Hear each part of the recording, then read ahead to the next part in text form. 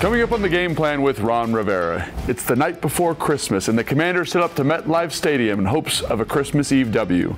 We'll take you inside the Commanders-Jets matchup by going into the film room to talk about who shined in the Commanders' defense last week. Later, we'll head into Coach's office to review the Jets game tape and discuss what to expect from their top playmakers. Plus, hear from some legends on how the Commanders can leave the Big Apple with the greatest gift of them all, a Washington win. It's your inside look at the game plan, and it starts right now. The Game Plan with Ron Rivera is brought to you by your local Washington area Honda dealers. Visit your local Washington area Honda dealer today to see our sleek Accord Hybrid or versatile CR-V Hybrid. Contact your local Washington area Honda dealer today for a great deal on the Honda for you. And by the Maryland Lottery Fast Play Games. Play fast, win fast today. Please play responsibly. Welcome on into the Game Plan with Coach Ron Rivera. I'm Logan Paulson, and we got the New York Jets today, Coach. A team that has been a little up and down, very good on the defensive side of the football. What's the expectation for young Sam Howell today versus this defense? Well, I think the biggest thing more than anything else is to make sure we're balanced as an offense, running the ball successfully, getting the passes thrown to where they need to be, and making plays for the most part. Again, we're not talking about, consistently, making 90-yard bombs and all that good stuff, but we're talking about consistently moving the ball downfield. And how do you help him? How does EB help Sam kind of find that consistency in the throw? I think the biggest thing is we've got to be able to run the ball successfully early. We really do. I think, again, the willingness to run the football, but at the same time, we've got to be able to block up front, open those running lanes. The running backs got to get their good reads and gain positive yards. So as we run the ball and we limit the amount of yards we've got to throw for. If we can get into third and short to medium, I think we'll have a good solid day. We're going to talk about this later, but they do a lot of exotic stuff on that third and medium, so staying out of those situations is going to be absolutely critical. They've got some really good football players on defense. They got Sauce Gardner, a guy that is a lot of fun to watch, Coach, and got that length, and they play a ton of man coverage. What do you thought of his game? Well, I think one of the things that he does is he takes advantage of his length. He really does. He keeps himself in position where he can reach across, knock a ball down, keeps himself in position where he can just reach up and make a play because of that length. He does a nice job using his techniques, and he plays with great balance, and that's one of the things that you have to have as a corner is the balance to be able to handle guys when they're starting to make their cuts at the top end of their routes. Yeah, another thing is, obviously defensively, can't say enough good things about them. Offensively, they're struggling a little bit. Your defense over the last couple of weeks has played a little bit better. How do you continue that confidence for your defense against this offense that's struggling? Well, I think the biggest thing more than anything else is as long as we continue to take layers off and simplify, get the guys communicating, working together in unison, and understanding what they're trying to get better at. And I think that's one of the things that we've been trying to preach about has been the communication aspect of it, making sure everybody is on the same page. And a guy that's been great just communicating is Cody Barton. What have you seen from him, and how have you thought of his play? I think Cody's done a really nice job ever since he's come back from the injury. His play is just getting more and more steady each week, and he's being very consistent as the guy that's handling and making the calls for us as a defense. And we love that consistency. We're going to talk about him and Khalid Hudson right now. Let's take a look at this week's Commander Spotlight, presented by Northwest Federal Credit Union, the official credit union of the Washington Commanders. In last week's matchup versus LA, Cody Barton and Khalid Hudson stood out. Cody is the defensive leader, getting everybody lined up, excellent in coverage, love what he's brought from a leadership above the neck standpoint. Khalid Hudson was an absolute maniac, cutting blocks, making tackles in the run game, flashing all over the field. Can't wait to see what these boys got versus the Jets. Let's fire up the film room, presented by the Maryland Lottery Fast Play Games. Play fast, win fast today. Please play responsibly. All right, Coach, got the New York Jets this week, and I thought last week against the LA Rams didn't get the result we wanted, but I thought there was stuff on a down-to-down basis that can be used, building into this New York game. Let's start with this play in the red zone. And I don't know what coverage we're in here, Coach, but what I do know is that I really like how guys are covered up. We got guys relating to people. They're matching up. There's not a lot of air here. We got Khalid Hudson with great vision here, working to kind of take this stuff away. I don't know what you're coaching, but this looks very, very sharp to me. For the most part, what happens is, based on the formation and releases, Khalid becomes our whole player. So he's going to read the quarterback, and he's going to look for anybody crossing in the shallow areas, okay, to try and eliminate that quick throw. Yep. First of all, body presence eliminates the first inside route, okay? Right. Now he starts to squeeze it. Okay, safeties do a nice job coming in, squeezing on the other side. He has nowhere to throw it. Yeah, nowhere to throw it. And I think the other thing that's great about this is, to me, this is where you see how a coverage unit can elevate the rush. And like we've been talking about John, been talking about Duran, and kind of their general lack of production, but I see an excellent pass rush here that wouldn't have happened if the coverage had not been what it was. Right. Well, and the biggest thing more than anything else is John does a great job getting off, first of all, into the double team, right? Now as he works the double team, he gets his hips flipped, gets vertical, and the quarterback feels that he has to step up. Yeah. Secondly, nice job by Duran, because what Duran does is he gets to the quarterback's width, okay, and again, now he is working off of a double. He's in between the two of them, feels it, comes underneath, and gets into the play. Yeah, so it's just great to see guys in the back end doing what they're supposed to do. Kalik, again, you can see it really nicely from here. You talked about his vision, just the way he's able to relate to this, matching the quarterback's eyes. Everyone's doing what they're supposed to do, and you get a very positive defensive play here. Yes, we do, and that was one of the really nice things. Again, we held them when they got down into the red zone 3 times, and that was big for our guys. Yeah, absolutely. And so the other thing I love is that this guy right here, number 57, just seems to be doing such a nice job in coverage. You've mentioned a couple times the way he communicates, the way he gets the defense called. And I also, just every week there's plays coach, like last week when we watched film, he's rattling to the screen, making a tackle for loss against the Cowboys, right? Love this, how he identifies the concept. It's play action pass. They're trying to isolate him, right? This is a very challenging look. Buzzes to this dig here, buzzes to the dig, takes that hole away, and then allows the pass rush to get home. Right. One of the big things that we're trying to do more than anything else is create more pressure, and this is really one of our seam coverages for the most part. The one thing again that really calls for is where all the pattern pressure is. We want to make sure we get throwers. We want to get players in the throwing lane. Yes, and because you get 4 guys over 3 offensive football players here, and I like those odds in coverage because they put you in an advantage, and it forces this guy who is playing really good football at the moment to hold the football and allows the rush to get home. And let's talk about somebody else, Coach, and a guy that is a young football player, but just I love watching him play. Quan has done a great job. You know, Quan Martin was our 2nd-round pick. He got hurt earlier in the year, so it took a little bit of time for him to continue his development, but he has done a really nice job. There's a ruggedness about the way he plays. And one of the things that we've done the last couple of weeks is we have blitzed him an awful lot more. Now, he's playing the nickel position for us. We're bringing him here on a pressure through the B gap, and really we're matching him one-on-one against a running back. Does a nice job, again, of getting underneath the pads, working through it with the strike, using his hands, then shedding and falling into the sack on the quarterback. Yeah, and again, everybody kind of doing their job, doing the right thing, and getting elevated play from some pieces you've added and they've developed over the course of the season. And this is one I think, everyone kind of says, Kalik, great job here making this tackle for loss, running this down. But I know, there's a lot more going on here than just Kalik making a play. Well, one of the things that you have to always talk about when you're playing a team like this, and again, this offense, that you have to set vertical edges, especially when the ball is going outside. So we got some edges being set over here, okay? We've got real nice position right there by Kendall Fuller, okay? We've got our defensive ends working vertical. Okay, Quan Martin working vertical over here to get outside and force this cutback, which allows Kalik, with his great speed, to beat the blocker that's coming to get him and find the crease and make the play. And you mentioned there's a ruggedness to how he's playing. Like, I think Puka Nacua is an excellent blocker. There's some plays against Baltimore where he's blocking linebackers. And so to see this shock and shed here, get off and be in position to make a play, force this back to Kalik, it's just great team defense, Coach. Yes, and the thing that we really like and we talk about as coaches is when you see the swarm, when you get 9 out of the 11 guys in the picture, that's the swarm. That's excellent. And then the other thing is I just like seeing defensive evolution and guys communicating better. Maybe that's what I like, is guys communicating better, because they're going to try and get you here with a nice little wheel, little post. It's gotten this defense a couple times this year. Cam's going to match to the field, and you're going to be man on man on the backside here with Kalik to the back and the corner on Puka. And absolutely, right, like you said, it starts with the communication. You can see the communication that's going on right now. He's giving him the chuck, all right? So we want to make sure he gets, that we tell him make sure you get a chuck on the running back, and that's exactly what Casey does. He gets a nice chuck, throws off the timing, because again, this is a timing route to the sideline. Because he gets a chuck on it, it allows Kalik to get over the top to avoid any pick action, okay, and roll with this guy and force the ball to be thrown out of bounds. I think the other thing is it allows him to play it top down, which is what you're always talking about too, is keep it in front of you, make this football play. Great to see the defense coming together like that, and hopefully it's a performance that you can build on going to play the New York Jets. Oh, I believe so. Absolutely. If you guys love the game plan, you're going to love Command Center. Fred, Santana, and myself, we break down Commanders 24/7 on that show. It's fantastic. We always have a fun little skit. This week, in honor of the holiday season, we do a gift exchange, and Fred ups my shoot game and gives me some J's, man. Check it out. When we come back, Coach and I go behind enemy lines to talk all things New York Jets. This is the Game Plan, presented by your local Honda dealer.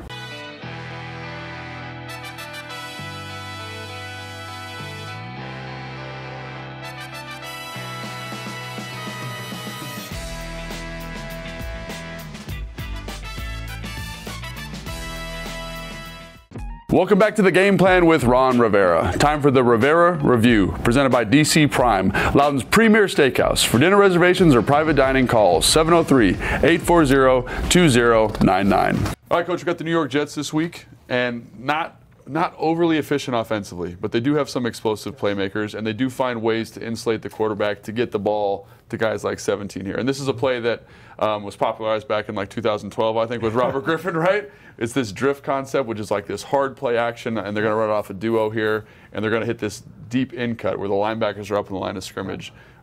What do you coach the linebackers to do here? How do you make sure that they can get under this throw? Yep. And B, how do you coach the safety to prevent this big play from happening? Well, the first thing you got to be able to do is just you got to recognize whether it is duo or not. Mm-hmm. You know, a duo is such a difficult offensive running play to stop just because it's a power, and it really requires the linebackers to get downhill. Yes. And what he has to do is he's got to recognize as quickly as he can that this is play action pass. Now he's got to turn and try and get into the passing lane and discourage this throw. The hard part is, you know, what he doesn't recognize is that when he starts turning, he's got to keep his width. Okay, what he's doing is he's running back to the dead middle. I see what you're saying. If this is single high, you know you have a deep post player. Mm-hmm. Okay, off of play action, when people hit the digs, right, they're usually going to hit it going to the second hash. Right. Okay, so what he should be doing is he should be targeting that second hash, because if he does, he gets to an intersection point, or at least close to where it's going to be thrown. Yeah, and at least makes that a tougher throw. If you kind of come straight back as opposed to bowing out, you're saying, yes. Number 55 there? Just turn and dig and dig. You see how he's trying to get back to that hash? Yeah. Okay, so if he'd been able to turn and got himself into that lane by, like you said, not bowing, but being very efficient with his movement, he does get in the throwing lane. But the thing about this is the timing of this is about as good as it gets right now, because what's happening is you're getting the deep dig, but you're getting the post, which is kind of almost like it's picking. Right. It's a natural pick on the safety, because now the safety, he goes, instead of keeping his width so he can intersect this, he has to dive down now, and it doesn't give him a chance to make the tackle. That's interesting. And this guy is a really explosive football Wilson player. Wilson is a good football player. He can run, and he is a guy that has the ability to make plays. Yeah, so as long as you can kind of account for that explosive play. And then let's talk about duo real quick. You mentioned this, and you said it is a tough play to fit for the linebackers, because you're just going to get these two double teams on the front side. And in order for you to give the defensive line an opportunity, you got to get down and peel this block. You do. I never really thought about that, because I always think it's better off outside zone, but to think about it off duo is a little bit different. If you think it off duo, and again, 55 for Dallas gets downhill right now, see how that guard is just eyeballing him the whole way? Yeah. That tells 55 that this is run. Yeah. Okay, because initially that's what they do. They double together and they're looking in that A gap, and whoever comes at A gap, the guard comes and blocks. Well, truthfully, right now, because this is going to be play action, even though it's the same action, all he's doing is he's checking to see if 55 blitzes. Right. If 55 blitzes, then he'll come off and whack him. Yep. And if not, he keeps that left side connected for the pass protection. Yeah, really helps out. And it's funny seeing that from this angle too, Coach, because like it looks just like duo, balls out, and it's like, and it's gonna. I have to step up, right? If I'm going to stop the run, I have to step up here. And it's the same thing that happened to 14 for Dallas. Again, he sees the double team. Yep. He's thinking duo, so he's getting downhill. And look how late he gets out for the pass. He never gets into the drop. So this was very well executed. What must have happened was earlier in these snaps, I believe, if I remember correctly, they ran the ball efficiently to get to that point, so that when they went play action, it sold it. And you get these nice throwing lanes, and then when you get all that space, you get one-on-ones with explosive playmakers. And again, they don't do a lot of this because they're having a hard time, but when they do, they've got guys that can get it done. So he's obviously one guy that's pretty dynamic. Another guy that I think is a really good football player is Breece Hall. Yes. And again, not overly consistent the last couple of weeks, but does have some big playability, Coach. He does. And this offense has some good ideas and good designs, you know. Nathaniel Hackett did a nice job in Green Bay. Obviously, when you have Aaron Rodgers, a lot of good things can happen. But because of it, his offense does have some good ideas and good design and good scheming. And you see this right here. And this is one of the things that Breece Hall can do, too, is he can hit it and he can go the distance. So what you have to do is you got to be very, very well schooled in fitting. And this is what we call stutter, okay? It's to the weak side. And really what you have to do as a backer is you should be reading your keys. So the first thing you should do is, again, you've got the jet motion coming across. Right. So now that's going to set you really to understand that you've got to fall back. Secondly, when the fullback winds back, I got to wind back. Now you've got to wind back. But what it does too now, And this is also part of why it's important to make sure you have a proper front set, okay? Because what happens here is they're going to be down one, because when you watch all this blocking come through, there's going to be one blocker that has nobody to hit. Okay, and look at the fullback. There's nobody for him to hit in the crease. Why? Because a couple things happen. One is 42. There's no reason for him to adjust. The motion coming across, okay? The jet motion belongs to 31. Watch how 31 adjusts. So 31 was getting ready to get outside. What 42 did was he put himself outside the play. He should have stayed inside the play. Okay, now what would have happened is 42 would have come and the puller would have gone to him. The fullback would have gone to 49. They could have constricted the hole. The key, though, here, too, is that the tackle has a tremendous angle on 47. It's going to seal angle. And look at that crease right there. Look at that crease. And I'm really glad you brought that up about 42, because Alan Lazard is a receiver, but he kind of plays like a tight end. So the second you give him an angle here, he's going to be able to be plus and give you good opportunity here in the run game. Like you said, this crease is tremendous. The other thing I like about this play from the Jets standpoint is they are attacking the defensive bubble, right? They're attacking. Absolutely. That's exactly that's a great point, because now here the bubble is a natural zone to go ahead and go after. Why? Because you've got a one technique and you've got a five technique. What happens though with this jet motion, because the linebacker or the defensive end, in that case for them, he put himself outside a wide receiver. Now he allows himself to be handled by a wide receiver, because now he has the angle, and because of that, they're down. I mean, look at that. I mean, there are so many guys right now that are running free as far as they're concerned. That he's got a crease, and now to ask a safety to come down the post to make that tackle. Wow. Yeah, it's a tough tackle, and it's the little details, right? They kind of put them in a bad spot there that allow an explosive playmaker to make an explosive play. Absolutely, because if you look at what happens, Lazard blocks the outside linebacker or defensive end. Okay, the pulling guard gets to the linebacker, and then the fullback really has nobody to block until he gets to the safety. He's blocking the box safety out, and there's a lot of space there. So that's a tough tackle. But it's funny that it's just how those little details kind of made a bad play, because they're attacking the bubble, made it really tough for them to be successful. Without a doubt, made it even better. And it's very well run, very well blocked. Yep. And so, like, obviously, outside of explosive plays, kind of tough sledding it, but they really rely on their defense to make a lot of plays for them. We were talking about this, and this kind of looks like maybe 2, could be quarters, and you're like, Logan, this could be 3. Could you talk about that a little bit? Right. Okay, well, right off the bat, Coach Sala and Jeff Olbrich, his defense coordinator, have been together a long time. They brought a lot of things that they do with them from San Francisco. What you have, though, is you have an elite corner in Sauce Gardner. Okay, and what Sauce can do is he can do things where, based on certain formations. And what's happening is they're motioning to a 3-by-1. Okay? And so because of that, there's a single receiver to that side. Okay, so what they can do with Sauce is they can just go ahead and lock Sauce up on this one-on-one. Okay, which they do. And so because they're doing that, that frees up the other safeties to get involved and not have to worry about this. Because watch what they're doing. They've got a safety that's rotating now to the middle of the field. I'm not sure if this is 2 or this is what we would call 3 cloud. Okay, where what we're basically doing is we're rolling down here to the right side. Okay, and we're locking the backside corner all by himself.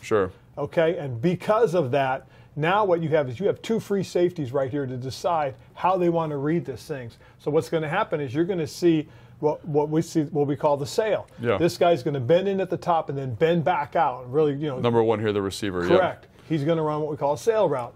And so as he goes, usually what happens is you have somebody coming back for the dig. Well, look at how deep the linebackers have got. Okay, they're underneath the dig. And now watch how the safety, watch how the safety now drives it and eliminates the dig. But you still have a second safety over the top. Is over the top just in case. And for whatever reason, he's there to help Sauce as well. And I think it's just seeing that level of detail from the defense is really cool, right? Because it keeps them out of bad situations, and it allows them to make plays on the football. And I think the other thing they do on 3rd down, Coach, which is the next clip here, is they just do such a great job of bringing pressure, right, and getting guys in good spots to be successful. Yes. Basically, what they're doing is they're just bringing the nickel off the edge from the formation. Okay. And what they really do is they set themselves up. They have a load front. And basically what they've done is they've overloaded one side, and they've got one defender on one side by himself that's going to rush. Okay, 57's just up there to mug it just for false pressure. Sure. To the top, you've got 4 guys from the center on. Yep. Okay, so basically you have 4 one-on-ones to the right of your defense. Yes. Well, if that's the case and they're ringing for, you could block everybody technically. Now it's just a matter of one guy winning. Yep. Absolutely. Okay. And then I love how they buzz this coach here. Got the 3-over-3 up top in coverage, could be quarters, and they're buzzing this linebacker underneath, taking away the quick throws in terms of hot stuff. And that's exactly what happens. And the other part about this too, more than anything else, is because of the route combination that's being run, what it does is it doesn't facilitate the opportunity to get the ball out quickly because they've got 2 chippers involved for protection. Absolutely. Coach, thanks so much, man. Appreciate it. I know you got a lot of stuff to do. You got some meetings coming up here, so we'll get you out of here. All right, appreciate it. Want to spend New Year's Eve with a Washington legend? With this Commanders VIP suite experience, you'll do just that. Enjoy the company of Washington alumni like Santana Moss, Brian Mitchell, and Fred Smoot right in your suite as you watch the Commanders host the San Francisco 49ers on December 31st. You'll receive an autographed football and Commanders scarf and beanie for every guest. Don't miss out. Secure your suite experience now. Visit commanders.com/legendsuite for more information. Stick around because right after the break, we'll hear from London Fletcher, Santana Moss, and Fred Smoot on what they want to see from the Commanders for a merry MetLife Stadium win. This is the Game Plan presented by your local Honda dealer.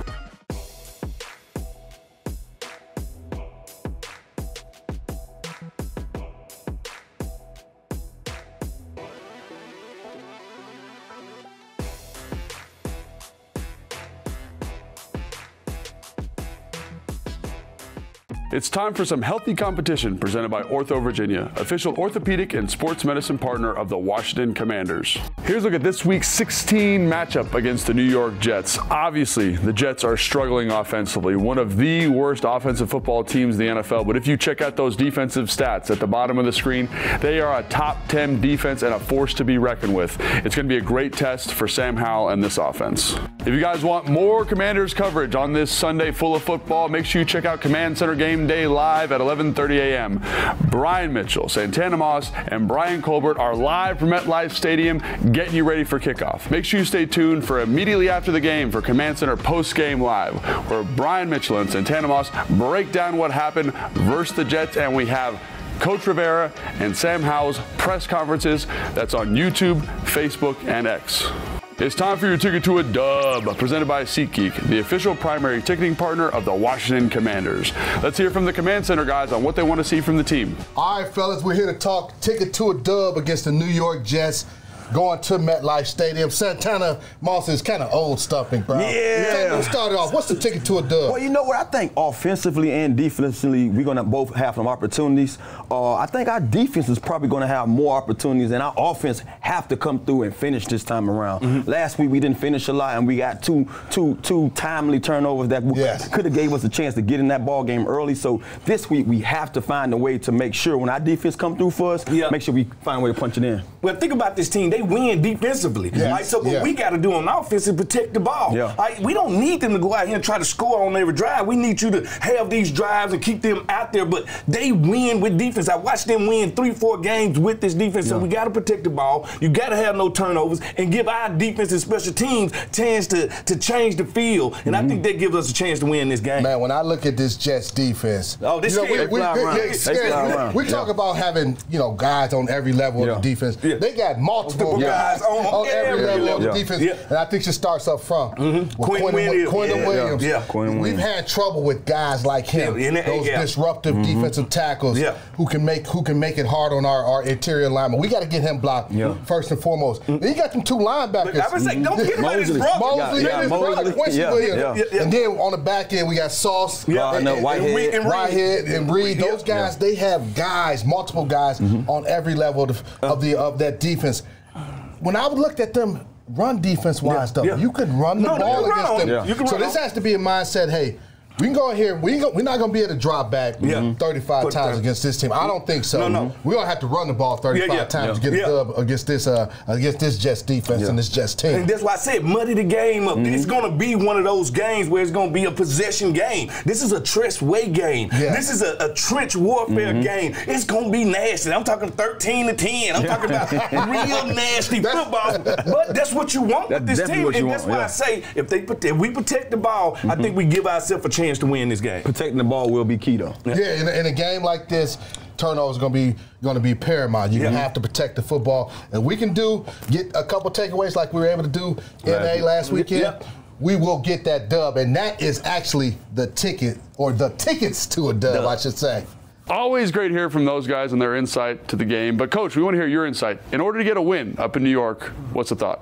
Well, I think first and foremost, offensively, we got to be consistent. We've got to be able to move the ball consistently, grind it out, make plays when we have the opportunity to make them. And then defensively, I mean, got to keep them from scoring points. What's the plan there? Well, I think the biggest thing is to get after the young quarterback as well. They have a young guy out there that's still learning, growing, and developing. And if we can get after him, put some pressure on him, get him to make mistakes, I think it gives us a chance. Secondly, what we got to do is we got to shut down the running game. They've got a very good running back tandem that we've got to be able to contain. And you mentioned the pressure there from the defensive line. Is there anything you do, any kind of pep talk you give them? Say, hey, we really got to get this done this week, or that you expect them to get it done on their own? Well, I expect them to get it done, but you know what? We'll have a pep talk for them. Pep talk for them. And, Coach, Christmas. Yes. Merry Christmas, Christmas Eve. And, guys, make sure you tune in next week to the Game Plan with Ron Rivera. Happy holidays. If you like podcasts, you're in luck. Check out these pods that we have for you every single week. Get Loud on Mondays with Fred Smoot and Michael Jenkins. Those guys are awesome, and they talk about everything. Next Man Up on Tuesdays with Brian Colbert Jr. and your favorite Commanders player. Great insight on the individuals behind the helmet. Command Center on Wednesdays and Fridays with me, Santana, and Fred, and we are breaking down and previewing every single Commanders game. The Players Club on Fridays with London Fletcher, Santana Moss, and your favorite Commanders players. Make sure you check it out wherever you get your podcasts.